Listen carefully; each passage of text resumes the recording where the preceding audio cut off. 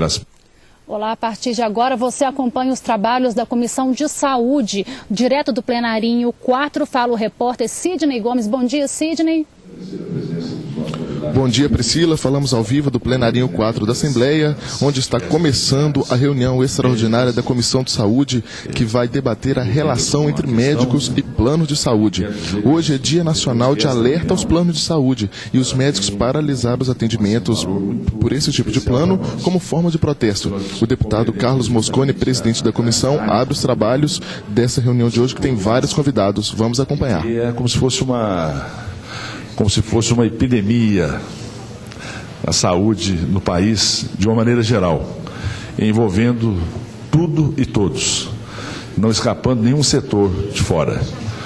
E, portanto, é bom que a gente tenha esta informação dos senhores que vivem o problema, que são totalmente abalizados aqui para nos dar esta contribuição, e que a gente possa tirar daqui, depois destas manifestações, algumas posições que possam levar o setor à busca de soluções possíveis.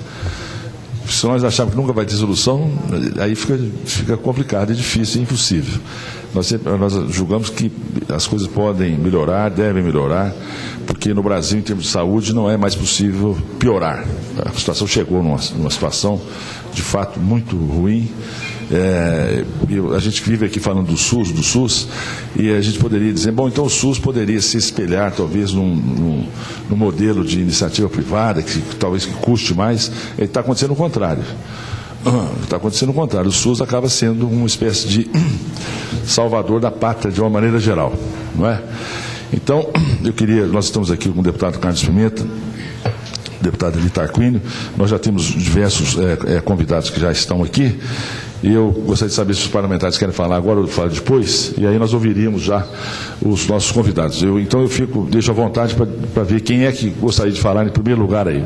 A palavra está livre para os nossos convidados. Eu quero agradecer também as pessoas, os nossos colegas, o pessoal que está aqui na plateia. É uma honra recebê-los aqui para a gente poder discutir um tema tão fundamental como esse.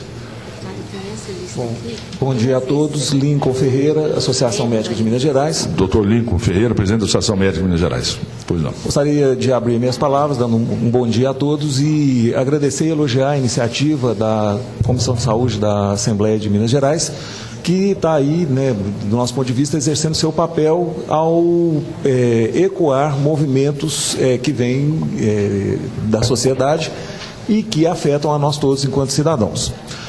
O que nós temos a dizer é o seguinte: de fato, o setor de saúde,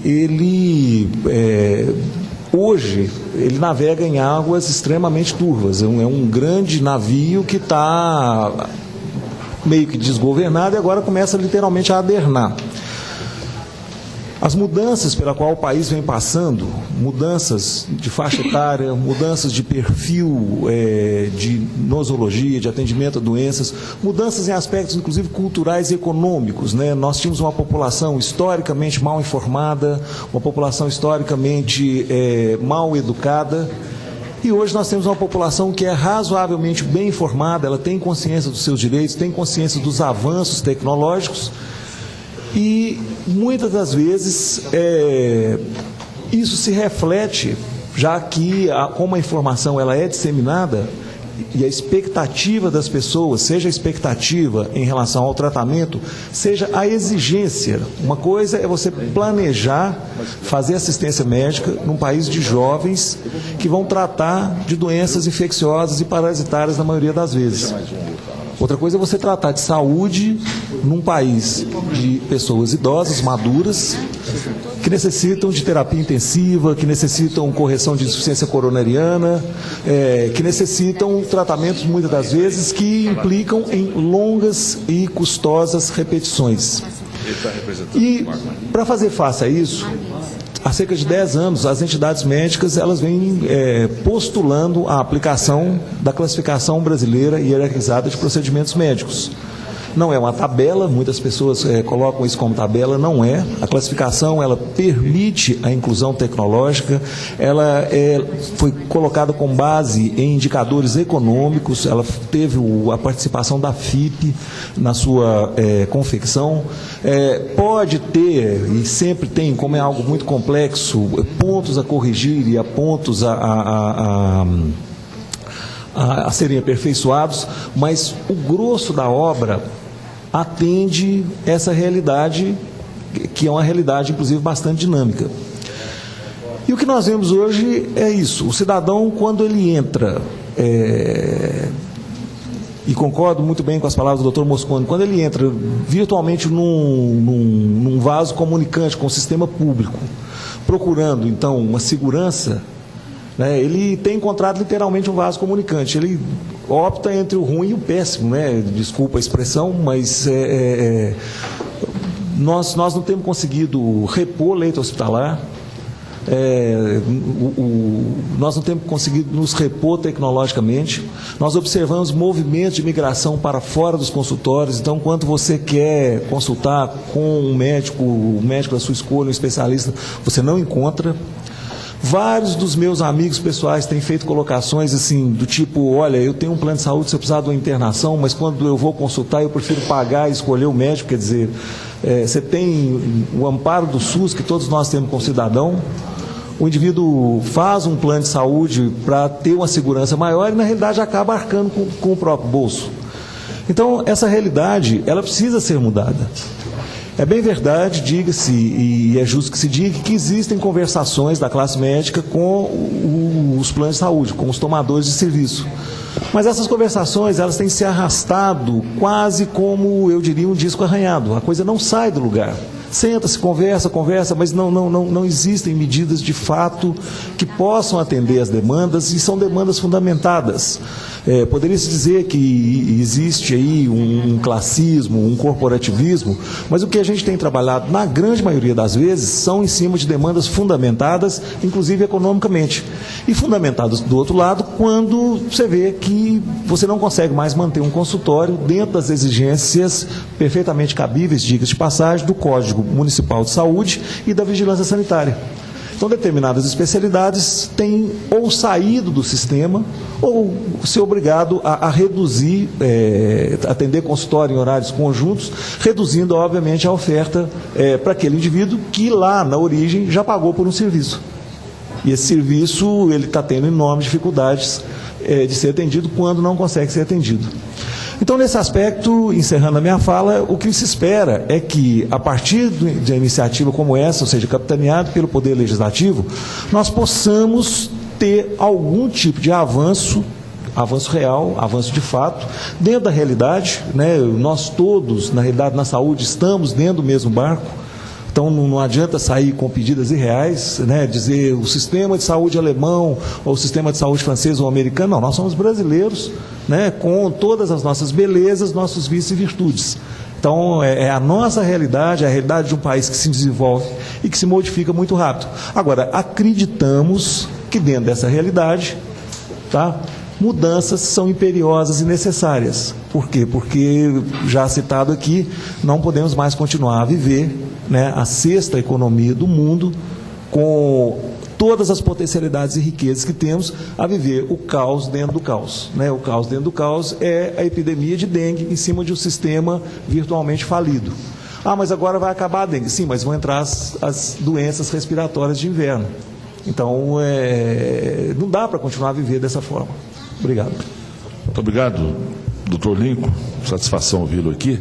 Nós vamos ouvir agora o presidente do Conselho Regional de Medicina, doutor João Batista, mas antes eu gostaria de anunciar, com muita satisfação, a presença das alunas e dos alunos do 8º ano do Sagrado Coração de Jesus aqui na nossa comissão.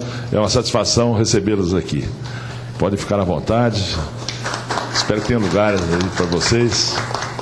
Eu queria chamar aqui para compor a nossa mesa também a doutora Maria Inês de Miranda Lima, que é presidente da Sociedade de Ginecologia e Obstetrícia de Minas Gerais. Ela saiu daqui, será? Hein? Está dando a volta. Está dando a volta. E é o doutor José Custódio Jorge. Já está aí. é presidente da anestesiologia. E o Felipe Rossi, doutor Felipe Rossi, está aqui? Está aí também. Eu já chamei. Mas ela saiu de lá. Aquela não é a Maria. Não, mas ela disse que já saiu, está dando a volta. Então nós vamos ouvir agora o doutor João Marcos. Bom dia a todos, doutor Mosconi, os nossos colegas deputados.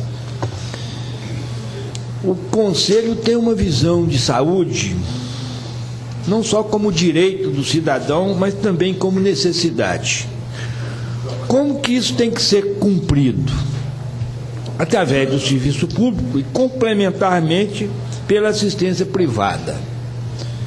Belo Horizonte tem uma realidade sui generis, né? Nós temos em Minas Gerais 57 mil médicos, mais ou menos, e em Belo Horizonte em torno de 16 mil. Mais da metade da população de Belo Horizonte ela é coberta por planos de saúde. E aí, quando você pensa nesse acesso, né, por que a população de Belo Horizonte procura plano de saúde? Você vê entre os desejos do cidadão, uma das coisas que ele considera importante é um plano de saúde. Então, a população hoje considera isso como gênero de primeira necessidade. Pois bem, vem os planos de saúde, com as suas estruturas administrativas, vender esse plano para o cidadão e ele compra, entendendo que ele tem todos os direitos, que ele vai usar aquilo da melhor maneira possível e vai cobrir todas as suas necessidades. O que hoje a gente verifica em loco que não é verdade. Se você chegar nos hospitais, nos pontos de atendimento que atendem plano de saúde, está superlotado. E alguns, principalmente na área de pediatria, fecharam por causa da questão de remuneração, não só do médico, como também da instituição. Então tem alguma coisa errada nisso. Dizer que Belo Horizonte não tem um número de médicos suficiente para cobrir a necessidade da população não é verdade. Vocês estão sabendo, né? Tem aí hoje, na cidade, um hospital de campanha. É uma coisa interessante, né? A terceira capital do Brasil, né? Tem um hospital de campanha no Padre Eustáquio. Para quê? Por quê? Né? O que é isso? Eu até fui fazer uma fiscalização lá para ver o que estava acontecendo e achei aquilo muito interessante, né? Qual que é o objetivo daquilo? Não é que eles não prestem um bom serviço, eles podem prestar. Mas se Belo Horizonte precisa, vamos pensar então em Pedra Azul, né? Vamos pensar em Montes Claros, né? Então, existe uma demanda da população e os médicos estão aí para atender. Mas quando você verifica essa questão de credenciamento de médico, não é um credenciamento universal. Então você não tem um número de médicos suficiente para atender aquela demanda do número de plano que se vende. Vai se vendendo o plano e julgando o cidadão no mercado, e quando ele chega no consultório do doutor Cristiano, não tem vaga para ele ser atendido. Aí ele procura uma consulta e não encontra. O que acontece? Aí ele vai para o sistema público, ele vai lá para a UPA, ele vai lá para o PA e congestiona tudo. Cria um tumulto. Então, qual que é a nossa preocupação?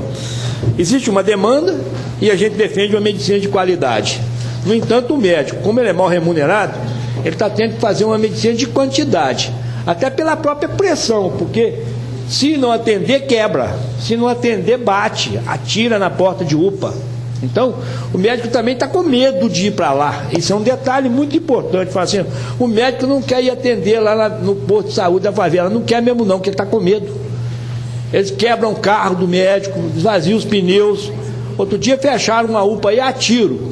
Tiroteio na porta da UPA. Então o médico está com medo de ir para lá. O médico e os demais que ali atendem. Então, quando você pensa, qual que é a solução? E aí eu volto para a questão dos planos de saúde. Se o plano de saúde não valorizar o profissional, ele está caindo, ele vai morder, ele vai comer o seu próprio veneno. Porque o profissional também está começando a ter uma visão de descaso pelo plano de saúde. O profissional não está tendo interesse de atender o plano de saúde, não. Porque o plano de saúde está desvalorizando o profissional está falando assim, olha, e se eu comer para não morrer, eu vou continuar atendendo isso, mas não vou valorizar isso, que isso não significa nada para mim. E qual que é a repercussão? A repercussão é clara. A repercussão é que o cidadão é que é prejudicado, gera inúmeras reclamações, gera inúmeras denúncias contra profissionais. Então nós estamos num mecanismo suicida. Está sendo ruim para todo mundo. É ruim para o plano que vende, que tem o lado comercial, que tem o lucro, que nós sabemos que tem, né? É ruim para o profissional que está trabalhando sob péssimas condições e sob grande pressão e está tendo que produzir quantidade ao invés de qualidade. E aí o que a gente tem que fazer? Qual que é a nossa proposta?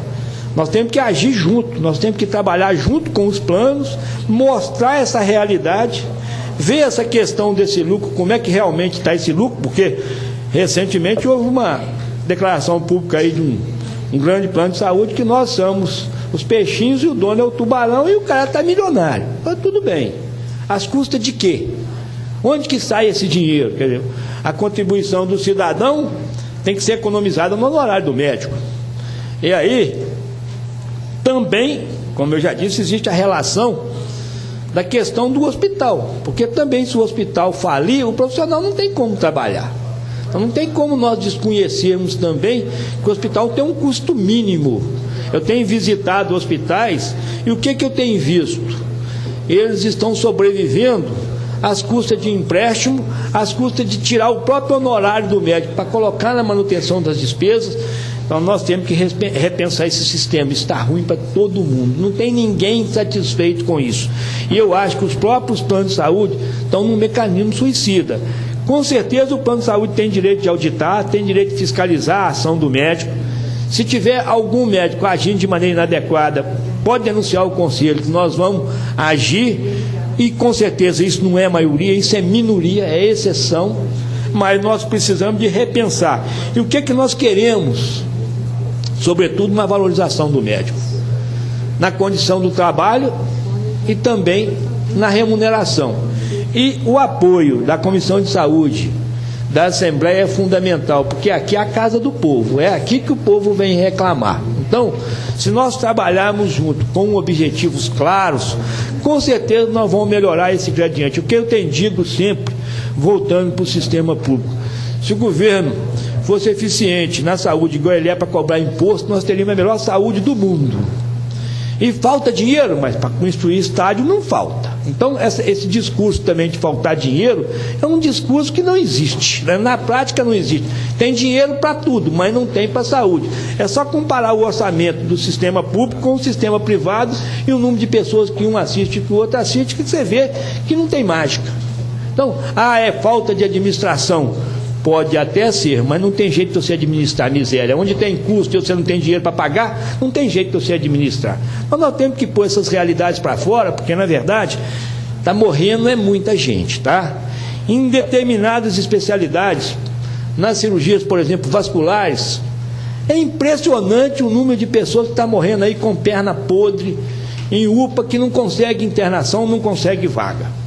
Isso é uma coisa que dói para a gente, enquanto médico, sentir que você está pelejando. Aí entra o conselho, pede o presidente do conselho para conseguir uma vaga, porque a central de leite não está conseguindo. E os colegas da central são competentes, estão pelejando. Aí a pessoa, quando chega a ser atendida, ela já apodreceu. Sistematicamente apodreceu e morre. Nós estamos convivendo com isso. Nós, como disse o Lincoln, nós convivemos aí com a situação da dengue, que era uma catástrofe anunciada, a gente sabia que isso ia acontecer. Houve um certo descaso, porque dezembro não choveu e de repente, quando a coisa começou a pipocar, entornou o copo que já estava cheio, porque o copo já estava cheio, e o Lincoln colocou bem. Entornou com a dengue e daqui para frente vai entornar com outras endemias que podem acontecer. Então, é hora da gente sentar junto e repensar, e o próprio sistema, através do governo, colocar a mão na consciência e pensar o que o sistema está fazendo para se tornar eficiente. Eu acho que está fazendo muito pouca coisa. Então, o Conselho está atento a isso, tem fiscalizado, tem dado apoio não só às autoridades, como também aos médicos e à população, no sentido de que nós temos que buscar uma melhor saúde. Do jeito que está muito ruim. Obrigado. Também, doutor João Batista. Muito obrigado.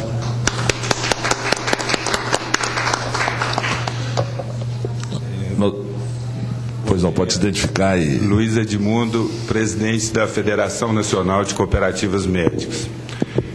Primeiro, agradecer essa comissão por essa audiência, é muito importante, fundamental para a saúde suplementar em Minas Gerais. esclarecendo que o faturamento de honorários médicos em Belo Horizonte, em Minas Gerais, é feito através de cooperativas médicas. Então, as cooperativas médicas lidam com isso no dia a dia e a gente acredita que temos algo a acrescentar. É muito importante ressaltar que o objetivo dos médicos com esse movimento é o atendimento de qualidade à população, que não está ocorrendo hoje. Os médicos estão lutando por uma condição mínima de referência em remuneração. Essa referência mínima é uma referência que já existe. Por exemplo, nós damos um exemplo da OAB. A OAB existe uma referência mínima. É um atendimento essencial que é feito à população, então precisa ser balizado, precisa ter uma referência mínima. A gente sabe que as operadoras de plano de saúde adotam a estratégia de vender planos muito baratos e não entregarem. A estratégia é não entregar. Para as operadoras, se o paciente espera 4, 5 horas um atendimento, para ela não há problema nenhum. Se o paciente desistir e ir para casa, para ela é melhor ainda. Com isso, o que ocorre? Aquele profissional médico que está atendendo, que está dando aquele plantão, ele não tem uma condição de tranquilidade, de segurança para realizar esse atendimento. A população, muitas vezes, desassistida, apesar de complementar o que ele já contribui através do imposto para o SUS, mas ele complementa isso na saúde suplementar. E muitas vezes, como disse o João Batista, ele tem que deixar o atendimento na saúde suplementar para recorrer novamente ao SUS, principalmente em Belo Horizonte, quando nós temos um grande volume, um número maior da população na saúde suplementar. O que a gente tem para trazer? Nós acreditamos que a Comissão de Saúde pode realizar algumas resoluções. Eu não tenho certeza se o nome certo seria resolução ou... Vamos ficar com a resolução por enquanto. Isso. Então, o que a gente tem? Porque eu participei da outra comissão, da Assembleia, da audiência da pediatria, e vi que são feitas algumas resoluções. Qual a proposta? A gente quer que a FENCON está propondo que a Comissão de Saúde tem uma resolução no seguinte sentido: reconhecendo a CBHPM como uma referência mínima para a saúde suplementar. E esta resolução da Comissão de Saúde seja levada à Assembleia Legislativa de Minas Gerais, para que a Assembleia Legislativa debata o caso e também entenda que a CBHPM é uma referência legítima e respaldada por esta Casa para ser encaminhada para o Congresso Nacional, onde já existem projetos de lei semelhantes. Então, a gente acha que um posicionamento dessa comissão oficial e da Assembleia Legislativa de Minas Gerais seria de grande ajuda na luta dos médicos do Brasil. Segunda proposta de resolução seria uma resolução à ANS exigindo que as operadoras de plano de saúde invistam em estruturas de atendimento próprio.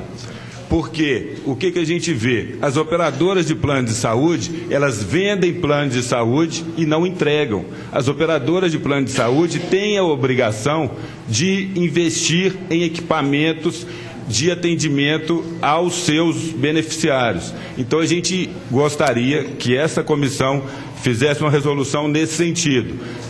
A operadora de plano de saúde, vendendo determinado número de vidas, é obrigada a investir em um equipamento para atender esses beneficiários. Então, seria outra resolução que deveria ser encaminhada da mesma forma a esta Assembleia Legislativa e depois à Agência Nacional de Saúde. E, fundamental, uma resolução solicitando o impedimento de comercialização dos planos que não adotem a contratualização conforme a exigência da ANS.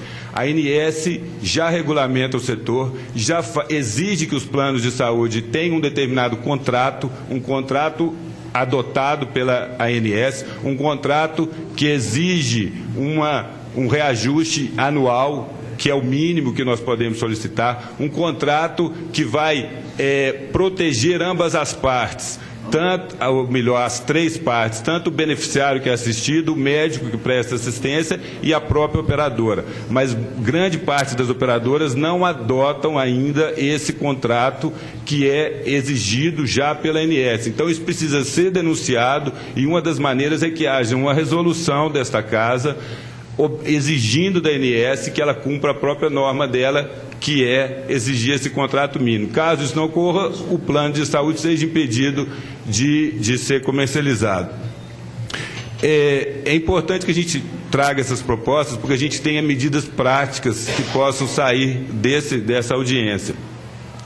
A gente entende que a situação do médico hoje, ele se vê obrigado a se submeter a condições de trabalho nas quais ele não tem a tranquilidade para realizar aquele atendimento adequado. O médico faz todo o esforço, o médico estuda, o médico atende o paciente com carinho, com competência, mas, infelizmente, a pressão, se for num pronto atendimento, a pressão de uma mãe com a criança esperando 4 horas para ser atendida, e não são uma, são várias mães, várias crianças, várias pessoas acidentadas. No próprio consultório, se ele chega e vários clientes reclamando que não consegue marcar a consulta, porque as operadoras não oferecem condições, não oferecem equipamentos, não oferecem locais para... Então, a pressão ocorre, a pressão em cima de um fator essencial, que é a saúde da pessoa, e o médico, com certeza, ele está estressado, ele está oprimido nessa situação. Então, a luta dos médicos é nesse sentido de garantir uma tranquilidade para o profissional, para que o profissional que necessita continuar estudando, continuar se aperfeiçoando, ele tenha um mínimo de tranquilidade para trabalhar e atender a população como ela merece e deve ser atendida. Muito grato, doutor Luiz Edmundo. Traz propostas aqui objetivas e bem sintetizadas, e nós vamos tomar aqui as providências que serão anunciadas posteriormente. Pois não. Bom dia a todos. Meu nome é Márcio, eu sou diretor de defesa profissional da Associação Médica de Minas Gerais. Bom, o que já foi dito aqui é verdade, todos sabem.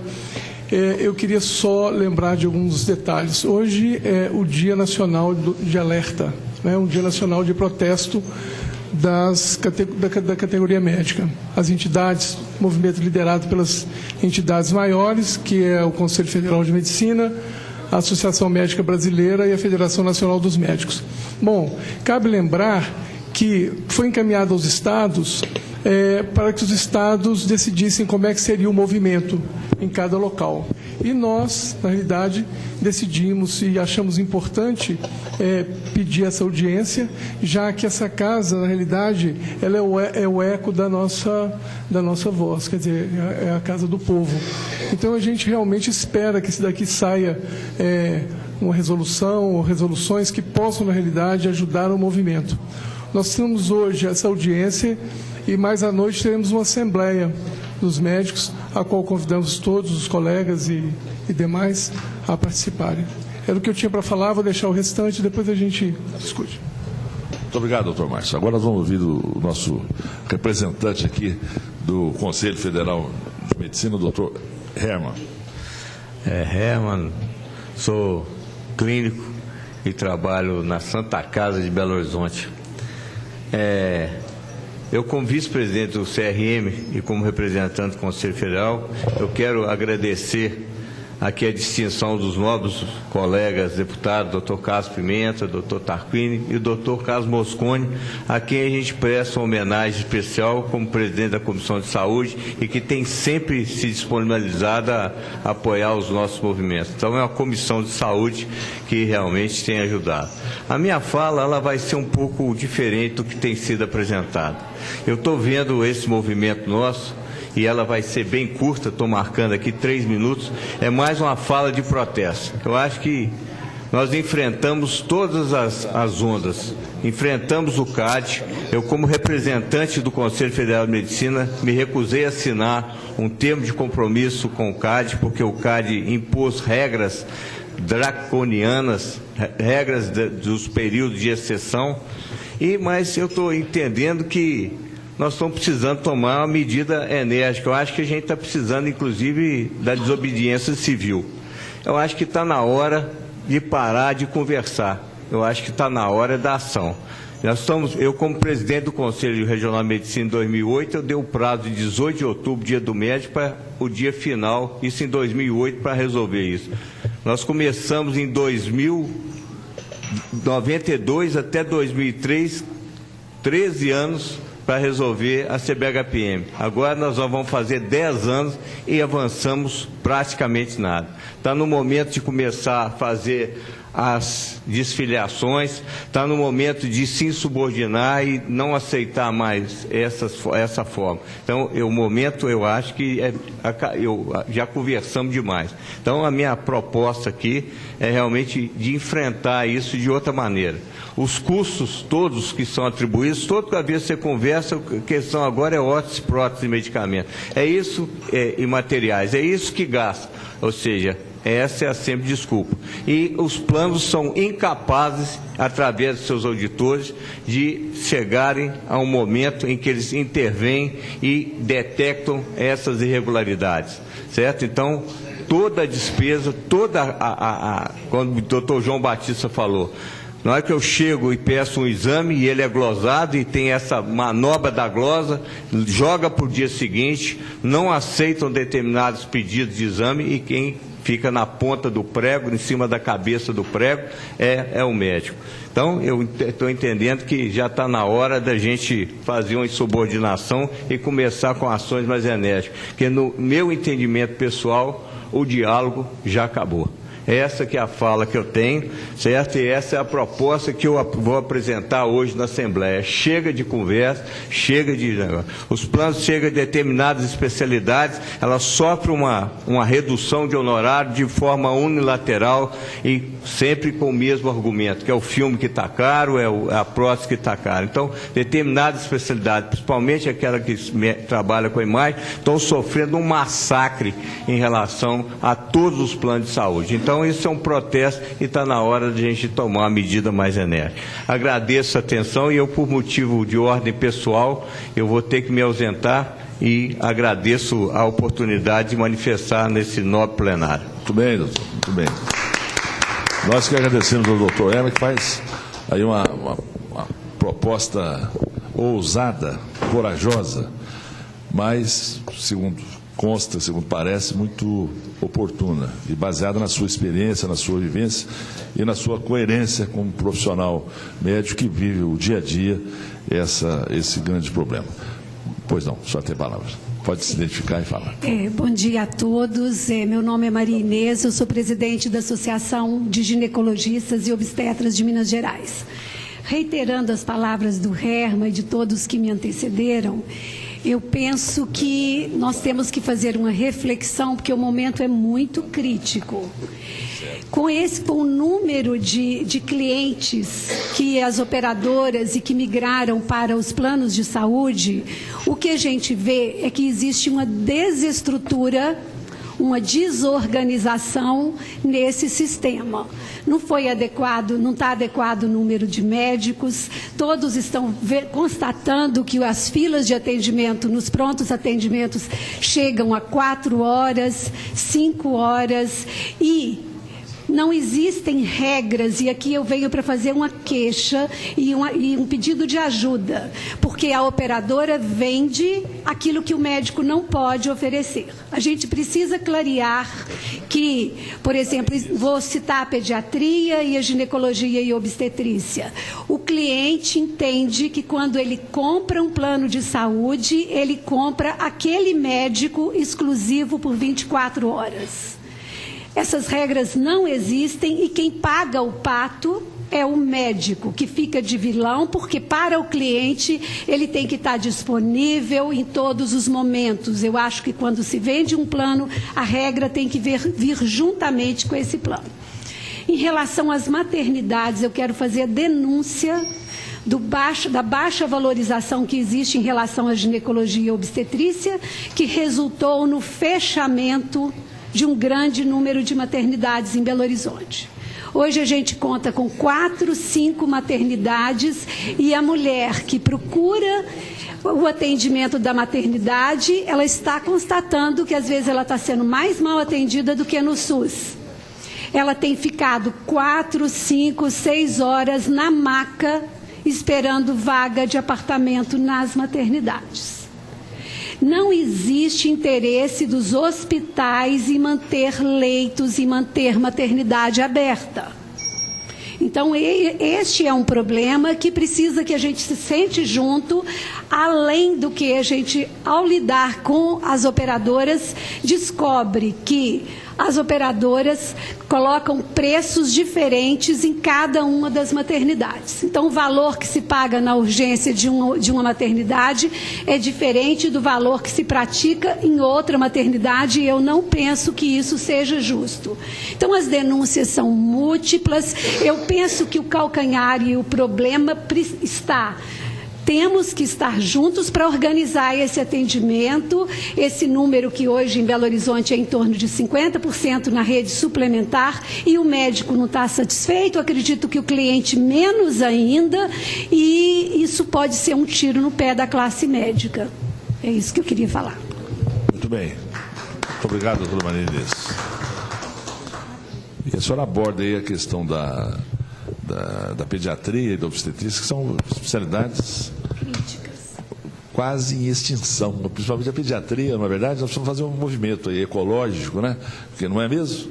Porque não tem pediatra mais, é uma luta. Eu vejo nas capitais, nas cidades do interior, a dificuldade que é para se encontrar um pediatra. E aí, alguma razão ligada à condição de trabalho é que deve comandar o espetáculo, não é verdade? Porque as pessoas que queriam ser, os nossos colegas que eram pediatras no passado, tinham vocação para isso, sabe que hoje não tem mais? Tem, é porque a condição de trabalho não favorece, não permite muitas vezes, não é? Isso. E o sistema de saúde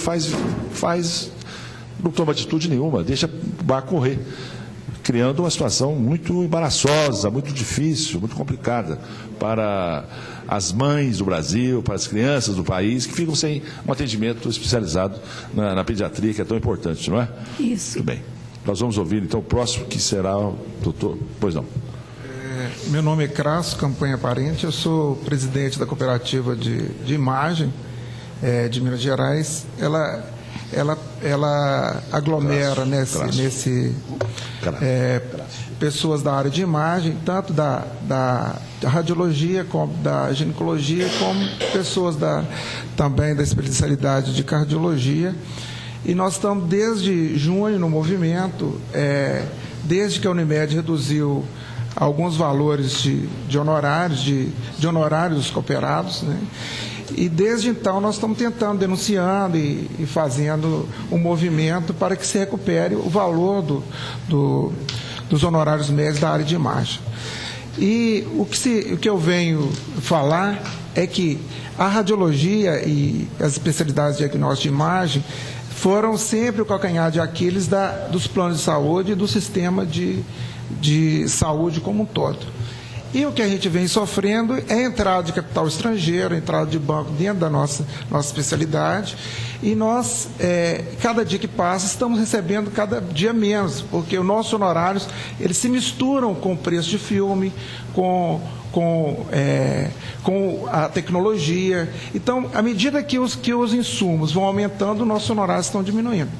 Então, eu venho denunciar que quando os planos de saúde eles fazem uma redução dos honorários médicos misturados com os insumos, com o filme, nós estamos sofrendo. A imagem está sofrendo, e tanto as empresas que prestam serviço, como os médicos que fazem os exames, que elaboram os laudos, que cuidam dos pacientes, estão sofrendo uma redução de honorários que vale trazer para aqui, para a Assembleia, para vocês ficarem sabendo o que está acontecendo. Então é isso, eu vim... Muito grato, doutor Crasso, doutor Cristiano. Para falar mais próximo do microfone, que tem um pessoal lá fora que está assistindo lá. Bom dia a todos. Eu quero cumprimentar a mesa, nas pessoas do doutor Carlos Mosconi, doutor Carlos Pimenta, que são membros dessa comissão de saúde, que tanto tem contribuído para esse debate da questão da saúde em Minas Gerais de uma maneira geral. E quero cumprimentar os demais membros da mesa e a plateia. Infelizmente, os meninos do Sagrado Coração já saíram. Na verdade, É fundamental esse tipo de visita em tempos de criminalização da política. Eu acho que é fundamental que os jovens compareçam aqui para ver que, na verdade, essa casa trabalha muito pelo bem comum e pelo avanço da sociedade brasileira. A minha fala, acho que os colegas já delinearam de uma maneira geral as questões. Eu vou tentar falar um pouquinho diferente. Eu acho que essa questão de sistema suplementar de saúde, já foi dito, mas é bom reforçar, está intimamente ligado ao Sistema Único de Saúde. Quer dizer, na verdade, o sistema suplementar ele cresce na medida em que o Sistema Único de Saúde não dá conta, não dá a atenção que a população espera, que a população deseja. O Brasil já gasta 9% do PIB em saúde, e isso é semelhante ao que países desenvolvidos gastam, em termos proporcionais ao PIB. Pode-se dizer que o Brasil, por ser um país pobre, deveria, inclusive, gastar um pouco a mais, mas isso não passaria de 11% ou 12%. E, paradoxalmente, o Brasil, que tem uma legislação generosa, a legislação do SUS, que o senhor, inclusive, foi relator na Constituinte, esse país, paradoxalmente, investe apenas 44% desses 9% são investimento estatal. Ou seja, todos os países que definem a saúde pública como universal, eles gastam em torno de 70% a 80% do gasto total em saúde. Quem gasta é o Estado. Então, na verdade, o Estado brasileiro está devendo na saúde muito, né? E isso se dá principalmente no nível federal e no nível estadual. Quer dizer, as prefeituras já estão com a corda no pescoço, gastando muito mais do que a Constituição define, enquanto o Brasil, o Congresso Nacional não aceitou os 10%, né, das receitas correntes brutas para a saúde, e os governos estaduais, particularmente o governo do Estado de Minas Gerais, não investe os 12% preconizados pela Emenda Constitucional 29 e pela Lei Complementar 141 na saúde.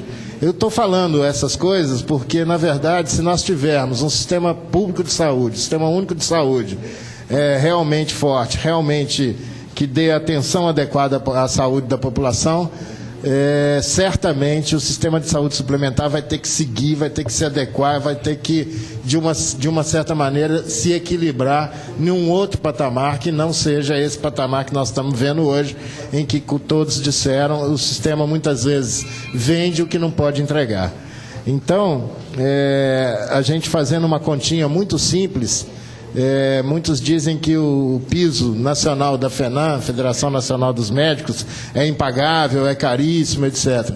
Mas se nós considerarmos que o Brasil precisa de 50 mil equipes de saúde da família, se considerarmos um salário de R$20 mil para um médico de saúde da família e multiplicarmos isso por 12, nós vamos chegar a 12 bilhões de reais. É bastante dinheiro, é muito dinheiro.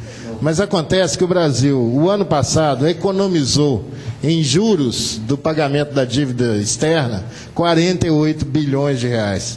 Ou seja, bastou diminuir os juros da Selic para o Brasil economizar 4 vezes o que ele precisaria investir na saúde da família para pagar um salário digno para os médicos nesse país. Então, na verdade, o Brasil tem dinheiro. O Brasil apenas, na minha visão, não decidiu politicamente, a sociedade brasileira não decidiu ainda, e eu espero que venha a decidir, pela defesa do Sistema Único de Saúde. Na verdade, o trabalhador brasileiro, o sonho dele, como muitos já disseram, é, na verdade, ter um plano de saúde, sendo que, na verdade, ele deveria ter o sonho de economizar esse dinheiro. O ganho que o Brasil teve nos últimos anos em termos de distribuição de renda, ele praticamente está sendo gasto pelas famílias em planos de saúde, o que absolutamente não é justo. E, por fim, eu quero dizer, corroborando o que disse Luiz Edmundo, que essa comissão poderia, através de uma resolução, fazer um movimento no sentido, primeiro, de reconhecer que a CBHPM é um balizador. O Lincoln já disse que ela tem suas incongruências, suas dificuldades, seus problemas que podem ser corrigidos, mas ela certamente é um balizador adequado para a relação entre médicos e operadores de plano de saúde.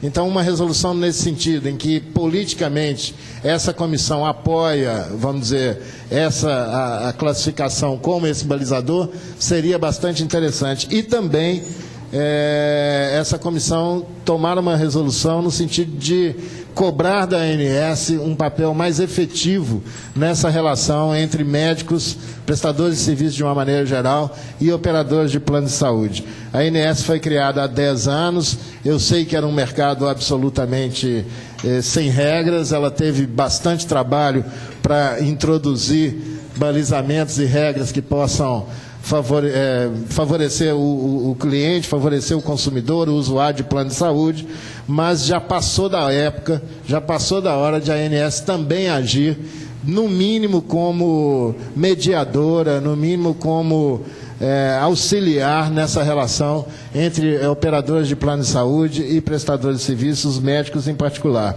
E, nesse sentido, nós vimos cobrando há muitos anos da ANS, e, infelizmente, até hoje não houve um movimento efetivo nesse sentido, que é o de garantir a contratualização, ou seja, que os planos de saúde tenham um contrato com os médicos, preferencialmente um contrato coletivo respaldado pelas entidades médicas, e que também a ANS defina a hierarquização dos procedimentos médicos com base na CBHPM. Acho que é o mínimo que a ANS poderia fazer nesse momento para dar um sinalização para o mercado de que ela está atenta a essa relação entre os médicos e os operadores de plano de saúde, que está chegando no limite. Eu acho que o Dr. Herman tem razão, nós estamos chegando no limite, ou talvez já temos ultrapassado o limite de paciência em que a gente possa, de fato, fazer uma negociação adequada com as operadoras, visando, fundamentalmente, a atenção adequada à saúde da população. É esse o recado, breve, mas que a gente pode,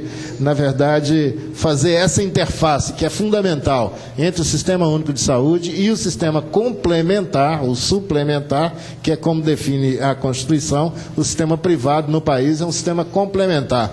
Então, o SUS, na verdade, é que tem que fazer o seu papel, tem que avançar muito nesse país, e nós temos recursos para isso. É preciso que a sociedade brasileira tome definitivamente essa decisão de garantir os recursos para o Sistema Único de Saúde. Muito obrigado. Muito bem. Muito bem, doutor Cristiano, com as suas considerações, baseadas também muito na experiência da sua vida profissional. Pois não. Meu nome é Antônio Jorge, sou médico, sou diretor nacional da AMIL, do Grupo AMIL, e agradeço inicialmente aos deputados a oportunidade de estar aqui, né? E também vou procurar ser breve e objetivo. Problemas é o que não falta na saúde. Não é só no Brasil, o mundo inteiro vive disso. E saúde hoje está acima da questão da segurança e da educação em todos os problemas. Mas eu creio que a gente só ficar falando dos problemas e não vai avançar. Eu viria 2 aspectos que eu acho que há o que se fazer, e nós estamos fazendo de certa forma, mas podemos fazer mais. O primeiro é a questão do financiamento. O doutor Cristiano colocou bem, nós somos, de todos os países que se propõem a ter um sistema universal, aquele que menos investe na área estatal. É inadmissível que você tenha 44% dos 320 bilhões somente em termos do Estado. É inadmissível que os empresários e aqueles de que seu próprio bolso contribuem para a saúde suplementar respondam por 26% de tudo isso que é colocado. Quer dizer, a saúde suplementar nesse ano deve estar em torno de 92 bilhões. Então, são absurdos que a gente tem, mas são coisas que a gente chegou a essa situação. Então, do ponto de vista de financiamento, eu acho que nós temos que entender o seguinte: recursos serão sempre bem-vindos. Agora, há um problema que a gente também tem que enfrentar, é o uso adequado dos recursos. O privado investe, não através da operadora. Tanto a operadora como a cooperativa, nós somos pura e simplesmente captadores de recursos. Quem tem que estar aqui presente, está faltando, é a Firjan, são os empresários que financiam hoje 75% disso e se recusam muitas das vezes a investir mais. Então, o lado do financiamento, todos temos que lutar. Agora, existe uma questão que nós não podemos ignorar. Foi colocado muito bem pelo colega o seguinte: o nosso modelo está equivocado.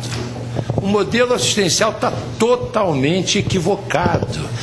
ele é absolutamente incompatível com a harmonia entre as partes, e aí eu falo especificamente entre os financiadores e os prestadores. Por quê? Porque ele foi construído em cima de uma vertente em que só o consumo traz remuneração. Então, nós temos que discutir a forma de remuneração. A implementação de valores de tabela, elas são fundamentais, mas não basta. Nessa resolução, que eu acho que deve ser adotado, nós temos que agregar, e outros países estão fazendo isso, países europeus, agregar resultados.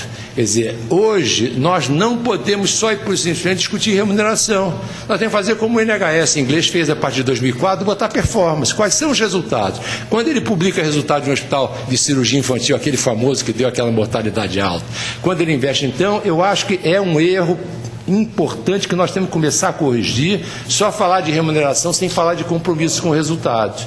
Porque existem diferenças.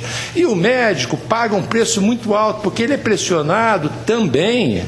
Eu sou médico, não pratico, mas fui médico, 47 anos de formado, e a gente sofre isso na pressão do consultório. Por quê? É a última tecnologia, e nós não somos, eu acho que nós não somos capazes de resolver sozinhos. Então, em termos de posicionamento, financiamento, remuneração, mas inserir sempre a visão de contrato. O que nós estamos defendendo e temos feito? É claro, em que pese as críticas que a gente tem a fazer, nós temos que defender um SUS. Pode parecer paradoxal. Mas ele da operadora está defendendo o SUS, como da cooperativa também defende o SUS. A professora Dígia Bahia, que eu tive a honra de participar com a tese que ele fez, como o doutor Cristiano, o SUS tem que ser forte, porque esses problemas que nós enfrentamos nas Unimedes, nas medicinas de grupo, nas seguradoras, eles são, de certa forma, por quê? Porque o sistema público bom seria um complemento. A nossa saúde suplementar, ela não é suplementar, infelizmente, ela é substitutiva. E aí você tem vários outros aspectos, não podemos falar judicialização, e tem tudo, tá? Mas só para ser objetivo, eu endossaria a proposta da doutora Maria Inês, nós temos que focar. Nós estamos focando, e eu focaria em 2 setores básicos: obstetrícia e pediatria. Na semana que vem, terça-feira, estarei também representando a AMIL na Assembleia Legislativa de Vereadores de São Paulo, com a Comissão de Saúde. Por quê? Nós temos que focar, porque é ali que está o problema. Se nós quisermos resolver todos os problemas, então não vamos resolver. A imagem é fundamental. No ano que eu me formei, eu só tive o raio-x de 500 milímetros, 1967, era duro. Eu trabalhei com o Dr. Paulo Niemeyer, que a gente fazia ainda punção lombar e tudo mais. Agora, eu focaria na maternidade, e aí é uma questão muito mais complexa, porque não é só o obstetra, é a maternidade. Quem faz a maternidade? Nós temos um projeto, não vou me detalhar, muito interessante de maternidade, como é nos Estados Unidos, ela se vincula à equipe da maternidade, e não obstetra, porque é impossível um colega, eu não fiz obstetrícia, querer estar disponível 24 horas. Então, em termos de recomendações, só para concluir, recursos serão sempre bem-vindos, seja da área privada, da área pública. Responsabilidade no uso dos recursos através de métricas de resultado, que hoje é possível. Aquilo que era um tabu há 10 anos atrás, existem indicadores que eu consigo dizer se esse setor está sendo eficiente ou não. E nós temos que nos desmistificar. Eu não posso dizer que você está errando. Não, eu digo, agora vamos corrigir. E dentro dessa relação, eu acho que a gente deve começar focado, e a sugestão seria a recomendação da obstetrícia da pediatria. Quem deu hoje o editorial do Estado de São Paulo, da Folha de São Paulo, desculpe, vai ver o editorial sobre a pediatria, aqueles 11 hospitais privados de São Paulo com tempo de espera de 4 horas. E aqui em Belo Horizonte, vocês falaram, os hospitais estão sucateados. Isso é bom? Não é bom para ninguém, certo? Então, nós todos estamos no meio barco. Eu quero dizer, só para concluir, o seguinte: a medicina suplementar, através de suas diversas entidades, cooperativas, seguradoras, operadoras, etc., medicina de grupo, elas não são o problema, elas são parte da solução. Agora nós temos que nos entender melhor, porque realmente isso é um desafio. Obrigado.